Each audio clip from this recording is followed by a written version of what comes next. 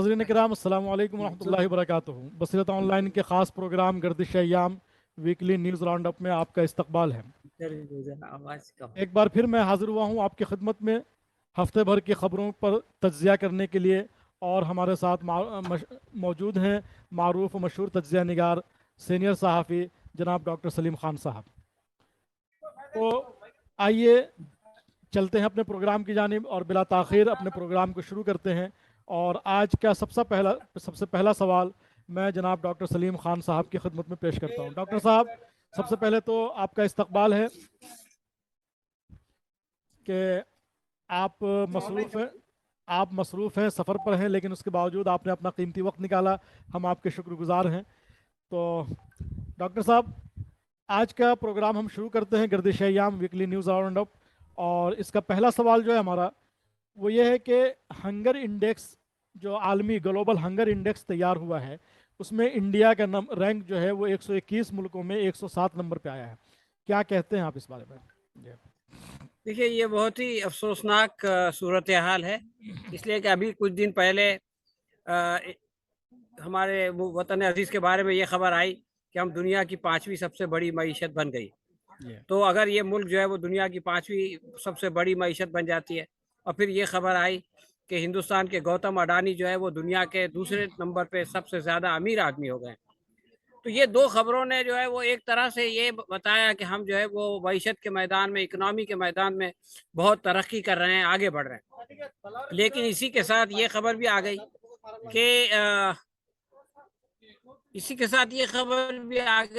कि hunger index में जो है वो हिंदुस्तान 6 नंबर पीछे चला गया, यानी पिछले साल 101 पे था, अब 107 पे। ये बहुत अफसोसनाक सूरत हाल है, क्योंकि दुनिया के 119 ममालिक जो सर्वे में शामिल है, उसमें से हिंदुस्तान का 107 पे होना, इसका मतलब ये है कि सिर्फ 12 ममालिक ऐसे हैं कि जिनकी हालत हमसे ख़राब है। हालांकि हमारी हुकूमत ने उसका मुस्तरद किया है, और ये तो करना ही था। अगर बेहतर होती तो उसको वेलकम किया जाता। लेकिन ये कि आप देखें कि पिछले 1 साल के मुकाबले 6 नंबर पीछे चले गए। लेकिन जिस वक्त मोदी जी ने हुकूमत संभाली थी, यानी मनमोहन सिंह के बाद, तो उस वक्त हिंदुस्तान 55वें नंबर पे था, यानी सिर्फ 54 ममालिक जो है वो हमसे अच्छे थे, और उसमें बतदरीज जो है वो गिरावट आई, और 55 से होते होते जो है वो मुल्क 107 नंबर पे पहुंच गया। लोग कहते हैं कि 15% लोग यहाँ पर जो है वो भूखे पेट सोते हैं। और हमारे आसपास के ममालिक जिनको कि हम हकीर नज़रों से देखते थे, मसलन ये कि श्रीलंका, जहाँ पे इतना बड़ा हंगामा हो गया, हुकूमत चली गई, उसकी हालत ये है कि वो जो है वो 66 नंबर पे है। नेपाल जैसा छोटा मुल्क जो है वो 80 नंबर पे है। बांग्लादेश हमसे बेहतर हालत में है। पाकिस्तान हमसे बेहतर हालत में है। तो ये जो छोटे छोटे ममालिक है, सिर्फ एक मुल्क जो है वो हमसे ख़राब हालत में है, वो अफ़गानिस्तान है। लेकिन अफ़गानिस्तान की भी पिछले साल के मुकाबले बेहतरी हुई है। और दूसरी ये कि वहाँ 40 साल तक जो है वो जंग चली है। तीसरी बात ये भी है कि अफ़गानिस्तान की कुल आबादी 4 करोड़ है, और हिंदुस्तान में जो है वो 22 करोड़ लोग हंगर के इशू से वो परेशान हैं। तो ये तमाम चीज़ें बहुत तशवीशनाक हैं और बहुत अफसोसनाक हैं। और हुकूमत अगर आवाम के काम नहीं आती, आवाम के मसाइल हल नहीं करती, तो फिर ये जो बड़े बड़े दावे होते हैं, विश्व गुरु का दावा वगैरह वगैरह, इससे जो है वो कोई ख़ास फ़ायदा नहीं होगा। यानी हम जो है सिर्फ लफ्फाजी में विश्व गुरु हैं। मतलब ये है कि हम सिर्फ लफ्फाजी में विश्व गुरु हैं, बाकी कहीं हम नज़र नहीं आते हैं, कहीं हम किसी के मुकाबले में खड़े नज़र नहीं आ रहे हैं। जी, ये बहुत सारे मामले में हम बेहतर हो रहे हैं, लेकिन ये एक सीरियस चीज़ है, क्योंकि भूख जो है वो इंसानों की बुनियादी ज़रूरत है। और अगर हम इसको एड्रेस नहीं करते, अगर फर्ज कीजिए कि कल को गौतम अडानी दुनिया के सबसे अमीर तरीन आदमी बन जाए, तो भी जो है वो अगर इसमें कोई खास वो नहीं होती, तो ये शर्मनाक बात है मुल्क के लिए। डॉक्टर साहब, अगला सवाल है हमारा कि बरतानिया में तकरीबन 1 हफ्ते तक सियासी बहरान चला।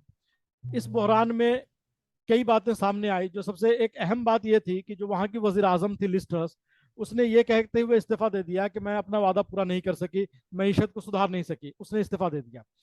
एक अगर देखा जाए तो एक अखलाकी पहलू आता है कि वादा पूरा ना करने की वजह से उसने इस्तीफ़ा दे दिया, जो कि और मुल्कों में शायद इसकी नज़ीर नहीं मिलती है। दूसरी तरफ ऋषि सोनक जो हिंदुस्तानी हैं और हिंद नज़ाद हैं, वो वहाँ के वज़ीर आज़म बन गए हैं।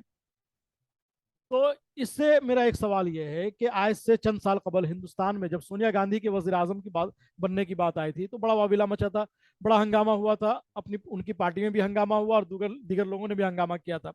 लेकिन आज ऋषि सुनक जो कि एक हिंद नज़ाद है, वो बरतानिया के वज़ीर आज़म बन गए हैं। तो पूरा हिंदुस्तान खुश है, होना भी चाहिए खुश, हम सब खुश है। लेकिन क्या इसे दोहरा रवैया नहीं कहेंगे? आखिर इन दोनों में क्या फर्क महसूस करते हैं आप? देखिए, आपने दो सवाल किए हैं। एक तो ये कि बरतानिया की वजीर आजम ने इस्तीफा दिया, उसका क्या सबक है, और दूसरे ऋषि सोनक के वजीर आजम बनने के नतीजे में जो खुशी हुई है उससे हमको क्या सीखना चाहिए। और तीसरे ये कि अगर हम ऋषि सोनक के वजीर आजम बनने से खुश हो सकते हैं तो हमको सोनिया गांधी के वजीर आजम बनने से नाराज होने की क्या वजह थी। तो ये तीन सवालात को हम अलग अलग लेते हैं। पहला सवाल तो ये है कि बरतानिया की वजीर आजम ने इस्तीफा दिया। इसमें एक अच्छा पहलू ये है कि अगर कोई अवामी नुमाइंदा कोई वादा करके आए और वो उस वादे को पूरा ना कर सके तो उसको अपने ओहदे पे रहने का कोई हक नहीं और उसको इस्तीफा दे देना चाहिए। ये अच्छी बात है। हमारे जो सियासी निज़ाम में जब इंतखाबी मुहिम चलती है तो ऐलान होता है 6 दिन आने वाले हैं। अभी हम लोग हंगर इंडेक्स के बारे में डिस्कस कर रहे थे। ये कहा जाता है कि 15 लाख लोगों को मिल जाएंगे और बेशुमार वादे किसानों से किए जाते हैं कि उनकी आमदनी डबल हो जाएगी, लेकिन वो आधी हो जाती है। ये कहा जाता है कि हर साल 2 करोड़ नौकरी देंगे और पता चला कि नौकरियां कम हो जाती हैं और 8 साल में जो है कुल 6 लाख 60 लाख नौकरी मिलती है। तो मैं ये कहता हूं कि एक तरफ तो ये है कि लोग बड़े बड़े वादे करके हुकूमत में आते हैं और उन वादों को भूल जाते हैं और जो है वो नए नए शोशे छोड़ के इख्तिदार में रहने की कोशिश करते हैं। दूसरी तरफ एक वजीर आजम ने जो है वो 45 दिन के अंदर इस्तीफा दे दिया। तो ये दोनों को मवाजना करके देखना चाहिए कि क्या चीज जो है वो बेहतर है। दूसरी बात यह है कि पहले इसको ले लेते हैं कि ऋषि सोनक का वजीर आजम बनना। ऋषि सोनक के वजीर आजम बनने से सारा हिंदुस्तान खुश है, हम भी खुश हैं, इसलिए कि हमारे मुल्क का एक शख्स जो है वो बरतानिया का वजीर आजम बन गया। बरतानिया हिंदुस्तानियों को हकीर समझता था, आज अल्लाह ताला ने उनको दिखा दिया कि देखो, जिनको तुम हकीर समझते थे वो आज तुम्हारा हुक्मरान है, और तुम अपने आप को जो है वो बेहतर और बरतर समझते थे, आज तुमको जो है वो उसके सामने उसकी हुकूमत के तहत रहना होगा। तो ये अल्लाह ताला का निज़ाम है कि वो जिसको चाहता है जो है वो इख्तिदार देता है। तीसरी बात यह है कि ऋषि सोनक के वजीर आजम बनने पे हम खुश हैं, और सोनिया गांधी जो कि हिंदुस्तान में आई, उसने शादी की, यहाँ की शहरी बनी, लेकिन जब उसके वजीर आजम बनने की बात आई तो लोगों ने हंगामा कर दिया और उमा भारती ने कहा कि मैं अपने आप खुदकशी कर लूंगी वगैरह वगैरह। तो ये असल में हमारी तंग नजरी की अलामत है कि हम जो है वो हम अपना पराया, और ये हम किसी को अपने यहाँ आने के बावजूद अपने उसमें शामिल नहीं कर पाते और उसकी तरक्की को नहीं दे पाते। तो ये हमारी बहुत ज़बरदस्त नजरी है और बरतानिया के लोगों ने उसको ओवरकम कर लिया। लेकिन इन सब से हट के मैं एक और बात कहना चाहता हूँ। आप ये देखें कि उसको वजीर आजम को इस्तीफा क्यों देना पड़ा। वजीर आजम को इस्तीफा इसलिए देना पड़ा कि वहाँ का पूरा निज़ाम कोलैप्स हो गया।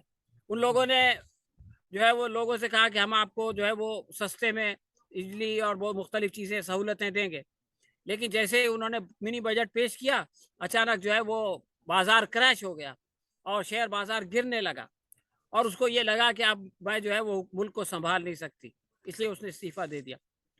और ये भी जो आ रहे हैं ऋषि सोनक, इसके लिए बहुत बड़ी आजमाइश है कि इसमें किस तरह से वो आवाम को भी खुश रखेंगे और खजाने को भी चलाएंगे। तो इससे ये पता चलता है कि आज से 200 साल 300 साल पहले मगरिब ने जो ये कहा था, ये दावा किया था कि ये जो जमहूरी निज़ाम है इसकी वजह से जनाब दुनिया में खुशहाली आएगी और इस्तेहकाम आएगा और स्टेबल हुकूमत आएगी, तो ये सारे दावे फेल हो गए। वहाँ की स्टेबल हुकूमत नहीं आई। 45 दिन में एक वजीर आजम को छोड़ के जाना पड़ा, वहाँ की मईशत जो है वो तबाह हो गई। तो अब दुनिया को ये सोचना चाहिए कि ये जो मगरिब का निज़ाम है, जिसकी सारे लोग नक्काली करने की कोशिश कर रहे हैं, ये फेल हो सकता है और ये फेल हुआ है, اور یہ فیل ہندوستان میں ہوا تو آپ بولیں گے کہ ہندوستانیوں کو چلانا نہیں آیا، یہ فیل برطانیہ میں ہوا. تو اب اس کے متبادل نظام کی ضرورت ہے، اور اسلام کا جو نظام ہے، اسلام کا جو سیاسی نظام ہے، اسلام کا جو معاشی نظام ہے، اب اس کی طرف توجہ دینے کی ضرورت ہے کہ اگر یہ سیکولر جمہوری نظام جو ہے وہ ملک کو نہیں سنبھال سکتا تو اس کو ٹرائی کر کے دیکھیں. اور ہمیں یقین ہے کہ یہ نظام جو اسلامی نظام ہے یہ اس سے کہیں زیادہ بہتر ہوگا، ایک مستحکم حکومت دے گا اور معاشی خوشحالی کو جو ہے وہ پیدا کرے گا. یہ سود کا جو نظام ہے اس نے برطانیہ کو تباہ کیا ہے، اور جو غیر سودی نظام اسلام پیش کرتا ہے وہ لوگوں کی خوشحالی کے لیے کام کرے گا. ہاں بہت خوب. اگلا سوال ہمارا سر کہ ہمارے پڑوسی ممالک پاکستان میں سابق وزیر اعظم عمران خان کو نااہل قرار دے دیا گیا، در پردہ کیا کہانی ہے اس کے پیچھے؟ دیکھیے آپ نے دیکھا پچھلی بار ہم لوگوں نے ڈسکس کیا تھا مہاراشٹر کا، جی تو کورٹ کا فیصلہ جو ہے وہ شیو سینا کے حق میں تھا، لیکن الیکشن کمیشن کا فیصلہ جو ہے وہ یعنی ادھو کے حق میں تھا. الیکشن کمیشن کا فیصلہ شندے کے حق میں چلا گیا، یعنی مرکزی حکومت کے. تو اسے پتا چلتا ہے کہ جو یہ ادارے ہوتے ہیں یہ مرکزی حکومت سے متاثر ہوتے ہیں.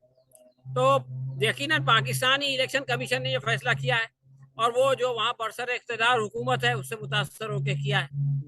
لیکن میرا یہ خیال ہے کہ پاکستان کی کورٹ کا ٹریک ریکارڈ بہت اچھا رہا ہے. اس نے جو ہے وہ اقتدار کے خلاف فیصلے کیے ہیں. عمران خان کے خلاف بھی فیصلہ کیا، اور شہباز شریف کے بھی خلاف فیصلہ کیا اس کے بیٹے کے معاملے میں. تو امید ہے کہ کورٹ جو ہے اس فیصلے کو، جو الیکشن کمیشن کا فیصلہ ہے، کورٹ اس کو ریجیکٹ کر دے گا، اور عمران خان جو ہے وہ بحال ہو جائیں گے، وہ الیکشن لڑیں گے، اور اس بات کا قوی امکان ہے کہ وہ اگلا الیکشن جیتے. جی اگلا سوال ہے سر کہ ملکہ ارجن کھڑگے کہا جاتا ہے کہ 24 سال کے بعد کانگریس میں ایک کوئی غیر گاندھی پریوار سے صدر بنا ہے، تو کیا یہ کھڑگے جی کی صدارت جو ہے یہ کانگریس میں نئی روح پھونک سکے گی؟ نیا رخ دے یا نہ دے، لیکن کم سے کم جو لوگ یہ کہتے تھے کہ یہ خاندان کی پارٹی ہے ان کا تو وہ الزام ختم ہو گیا. اور جو لوگ یہ کہتے تھے کہ کانگریس میں کوئی پرماننٹ پریزیڈنٹ نہیں ہے، اس کی وجہ سے جو پارٹی کے انٹرنل ایشوز ہے اس کو کوئی ہینڈل کرنے والا نہیں ہے، تو پارٹی کے اندر ایک تجربہ کار صدر آ گیا.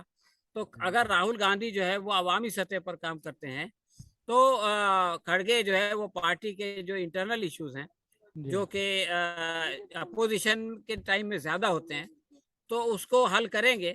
تو یہ جو تقسیم کار ہوگا، یہ جو کاموں کی تقسیم ہوگی، تو اس سے ڈیفینیٹلی پارٹی کو فائدہ ہوگا. ایک اور چیز ہے کہ کانگریس میں جگجیون رام کے بعد پہلا دلت صدر آیا ہے.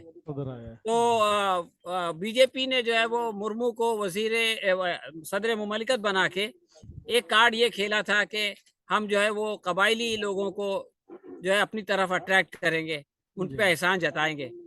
لیکن بہرحال ایک پارٹی پریزیڈنٹ کا پارٹی سے زیادہ تعلق ہوتا ہے، اور ملک کی صدر کا اتنا تعلق نہیں ہوتا، وہ کسی پارٹی کی نہیں ہوتی. تو کانگریس اس کو بھی انکیش کر سکتی ہے کہ اب اس پارٹی کا صدر جو ہے وہ ایک دلت ہے، تو دلتوں کو جو ہے اس پر اعتماد کرنا چاہیے.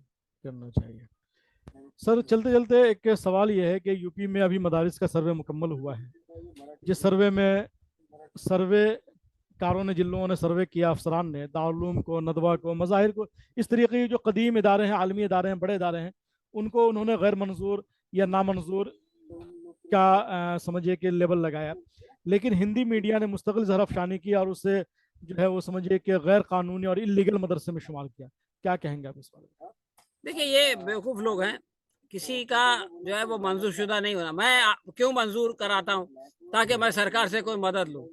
اگر کوئی ادارہ جو ہے وہ سرکار سے مدد نہیں لینا چاہتا تو وہ جو ہے وہ اپنے آپ کو رجسٹر نہیں کراتا. تو یہ تو اچھی بات ہے کہ وہ آپ کی مدد کے بغیر اپنا ادارہ چلا رہا ہے، اور سرکار کا موڈ بھی ایسا ہے.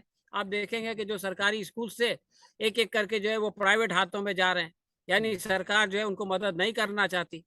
تو یہ ادارہ تو پہلے سے پرائیویٹ ہاتھوں میں ہے، یعنی جب حکومت نے یہ نہیں شروع کیا تھا تب سے پرائیویٹ ہاتھوں میں ہے. تو کسی ادارے کا جو ہے وہ رجسٹر نہیں ہونا، رجسٹر نہیں ہے تو اس کو سرکاری امداد نہیں ملے گی، لیکن اس کا غیر قانونی ہونا نہیں ہے. جو ٹرسٹ ان کو چلاتا ہے وہ ٹرسٹ رجسٹرڈ ہے، اور اس ٹرسٹ میں جو آمدنی ہوتی ہے اور جو خرچ ہوتا ہے اس کا حساب رکھا جاتا ہے اور اس کا آڈٹ کیا جاتا ہے اور چیریٹی کمیشن میں اس کو پیش کیا جاتا ہے. تو یہ کہنا کہ چونکہ مدرسہ جو ہے وہ رجسٹر نہیں ہے اس لیے غیر قانونی ہے، یہ تو بالکل بیوقوفی کی بات ہے. آخری سوال، یونیفارم سول کوڈ کے تعلق سے جو ابھی پہلے گزشتہ دنوں ہوا، اس سلسلے میں آپ کیا کہتے ہیں؟ یونیفارم سول کوڈ جو ہے وہ سنگھ پریوار کا بہت پرانا فارمولا ہے، اور وہ لوگ یہ بولتے تھے کہ بھائی یہ پرسنل لا جو ہے وہ مسلمانوں کو خوش کرنے کے لیے رکھا گیا ہے اور ہم اقتدار میں آئیں گے تو اس کو ختم کر دیں گے، اور دستور میں یونیفارم سول کوڈ کی بات ہے تو ہم اس کو نافذ کر دیں گے. لیکن اب یہ ہوا کہ خود ان کی پارٹی کا جو ترجمان ہے، اسپوکس پرسن ہے، وہ کورٹ میں چلا گیا، ہائی کورٹ میں چلا گیا. تو گورنمنٹ کو نوٹس دیا گیا، گورنمنٹ نے جو سینٹرل گورنمنٹ ہے جو اس کے حامی تھے انہوں نے کہا کہ نہیں بھائی اس کی ابھی ضرورت نہیں ہے، ابھی ملک اس کے لیے تیار نہیں ہے. اس کے بعد وہ سپریم کورٹ میں چلا گیا تو سپریم کورٹ نے بھی ان لوگوں نے یہی کہا کہ نہیں، چونکہ ہائی کورٹ میں معاملہ چل رہا ہے اس کو یہاں پہ نہیں کیا جائے. اس کا مطلب یہ ہے کہ یہ لوگ جو ہے وہ یکساں سول کوڈ کے نام پر لوگوں کو بیوقوف بنا رہے تھے، ان کے جذبات کا استحصال کر رہے تھے، اور یہ ہندو عوام کو کہہ رہے تھے کہ ہم یکساں سول کوڈ لا کے بہت بڑا بھلا کر دیں گے اور مسلمانوں کا جو اپیسمنٹ ہو رہا ہے، جو تشٹیکرن ہو رہا ہے وہ ختم کرا دیں گے. لیکن جب کرنے کی باری آئی تو جو ہے ان کے پیروں کے نیچے سے زمین نکل گئی. تو اس سے ان کے جو جھوٹے اور جو پروپیگنڈا ہوتا ہے جس سے لوگوں کو بیوقوف بنایا جاتا ہے، ایک طرح سے یہ اس کے بعد یہ حکومت جو ہے وہ پوری طرح سے بے نقاب ہو گئی ہے، ایکسپوز ہو گئی. بہت بہت شکریہ سر، آپ سفر پہ ہیں لیکن اس کے باوجود آپ نے اپنا قیمتی وقت دیا، میں اس کے لیے بہت بہت شکر گزار ہوں آپ کا جی. اور اس کے ساتھ ہی ہم ناظرین کرام سے بھی الوداع لیتے ہیں اور اپنے پروگرام کو ہی ختم کرتے ہیں. جی سر، بہت بہت شکریہ سر آپ کا. السلام علیکم. شکریہ. وعلیکم السلام. ناظرین کرام، یہ تھا ہمارا گردش ایام ویکلی نیوز راؤنڈ اپ. ان شاء اللہ تعالیٰ یہ پروگرام ہمیشہ کی طرح ہر منگل کو رات کے 8 بجے پیش کیا جاتا ہے. آپ ہمارے ساتھ جڑے رہیں ان شاء اللہ تعالیٰ. تب تک کے لیے اجازت دیجیے. السلام علیکم ورحمۃ اللہ وبرکاتہ. وعلیکم السلام.